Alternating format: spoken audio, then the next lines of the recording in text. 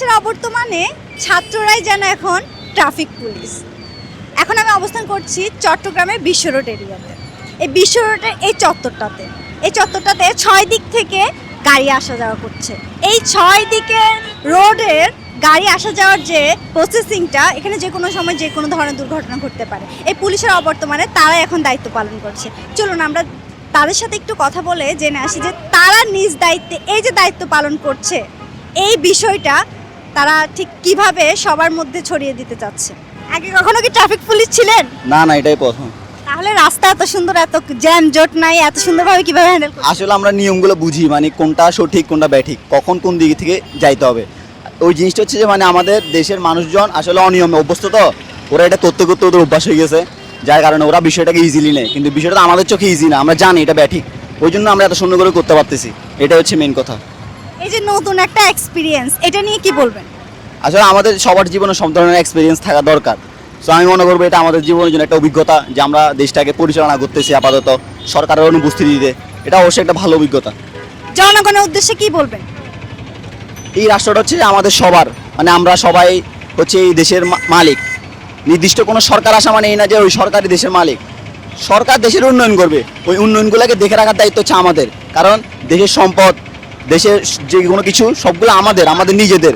আমরা আমাদের ফ্যামিলির মতো, এটা আমাদের ফ্যামিলির মতো দেশটাকে আমাদেরকে দেখে রাখতে হবে। এটা হচ্ছে ব্যাপার। আসলে আমাদের জন্য ভালো লাগে, আর আসলে এটা একটা অভিজ্ঞতা আমাদের। আমরা তো সবসময় এরকম সুযোগ থাকবে না, যেহেতু এখন দেশে একটা অনেকের উড়ে ঝড় সৃষ্টি করবে। যারা মনে করেন এখন সরকার পক্ষ থেকে গেছে, আবার অনেকে আসছে মনে করেন অনেক টোকায় থাকবে, ওরা রাস্তায় এখন বোমাবাজি করার চেষ্টা করবে। বিভিন্ন অঙ্গ সংগঠন থেকে তাদের অর্ডার আসবে, তারপর ওরা রাস্তায় কি করবে, টায়ার বিভিন্ন জিনিসপত্র করে মানুষের গাড়িতে হামলা করবে, টাকা নিয়ে যাওয়ার চেষ্টা করবে। যেহেতু আমরা রাজপথে আছি, ওরা ভয়ে থাকবে এই বিষয়ে যে ওরা রাজপথে আছে, শিক্ষার্থীরা আছে। আমি তো আর একা নেই, আমার অনেক ভাই আছে। আমাদের একজনকে যদি কিছু করতে সবাই আসবে, ওরা জানে। তো ওরা অবশ্যই রাজ্য করতে কম আছে, যেহেতু পরশুদিন বিকালে আমরা দেখছি বিশ্বর রাজ্য হয়েছে, সব আবর্জনা পূর্ণ ছিল। আমরা নিরসন করলাম, আমরা ট্রাফিক নিয়ন্ত্রণ করতেছি। তো আমাদের ভয়ও হয়তো এখন ছাত্র সমাজের ভয় হয়তো এখন ওরা নুরাজ্য করতে ভয় পাবে। হয়তো আমরা এখন সমাজে অনেক জায়গায় অলিতে গলিতে আমরা যেতে পারি না, ওই জায়গাগুলোতে কিন্তু আমার ভাঙচুর হচ্ছে, ওই জায়গাগুলোতে ওরা ধ্বংসলীলা চালাচ্ছে। অবশ্যই শিক্ষার্থীরা ওখানেও যথাযথ ব্যবস্থা গড়ে তুলবে, আমরা প্রতিরোধ করবো সব জায়গায় ইনশাল্লাহ। এই যে ট্রাফিক পুলিশের অবর্তমানে দায়িত্ব পালন করছেন, কেমন লাগছে? অবশ্যই ভালো লাগছে। ট্রাফিকের থেকে আমরা অনেক ভালো কাজ করতেছি, এটা দেখে আমাদের থেকে অনেক ভালো লাগতেছে। আচ্ছা, ট্রাফিক পুলিশ থেকে আপনারা ছাত্ররা অনেক ভালো কাজ করতেছেন। অবশ্যই অনেক সুন্দরভাবে গাড়ি হানে, ইতিমধ্যে আমি দেখতেছি খুব সুন্দরভাবে রাস্তাগুলো একদম ক্লিন, কোনো দিকে জ্যাম নেই।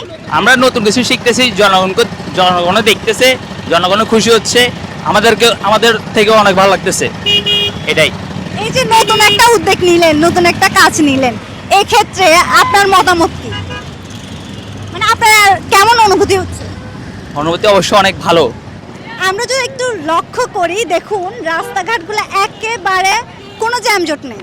যেখানে ঘন্টার পর ঘন্টা জ্যাম লেগে থাকতো, ট্রাফিক পুলিশ থাকা অবর্তমানে এখন দেখুন রাস্তাটা একেবারে ক্লিন। মানে ছাত্রছাত্রীরা, স্টুডেন্টরা এত সুন্দরভাবে দায়িত্ব পালন করছে যেন তারা ট্রেনিং প্রাপ্ত ট্রাফিক পুলিশ, এমন মনে হচ্ছে।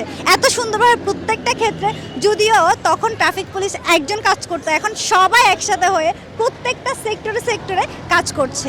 এই যে এত সুন্দর একটা দৃশ্য, এই দৃশ্যটা আসলে আমরা কখনো কি দেখতে পেতাম? এই দৃশ্যটা আমরা দেখতে পেয়েছি 24-এ। এই 24-এর রক্তের জয়ে আমরা এই দৃশ্যটা দেখতে পাচ্ছি। তো যে যার জায়গায় আছেন, সবাই প্রত্যেককে বলবো আপনারা সবাই সুন্দরভাবে প্রত্যেকের এই ছাত্রছাত্রীদের সাথে থাকুন, সাপোর্ট করুন সবাইকে। সুন্দর একটি দেশ করতে, সুন্দর একটি পরিস্থিতি যাতে সব কিছু সুন্দর হয়ে যায়, এটার জন্য আপনাদেরকেই দরকার, আপনারা যাতে সাপোর্ট করেন। আজকে এই পর্যন্তই। হালিশহর থেকে আমি নুরাফরিন পপি বিদায় নিচ্ছি। সবাই ভালো থাকবেন, সুস্থ থাকবেন, দ্য মেস থিঙ্কিংয়ের পাশে থাকবেন, লাইক কমেন্ট শেয়ার করবেন। আল্লাহ হাফেজ।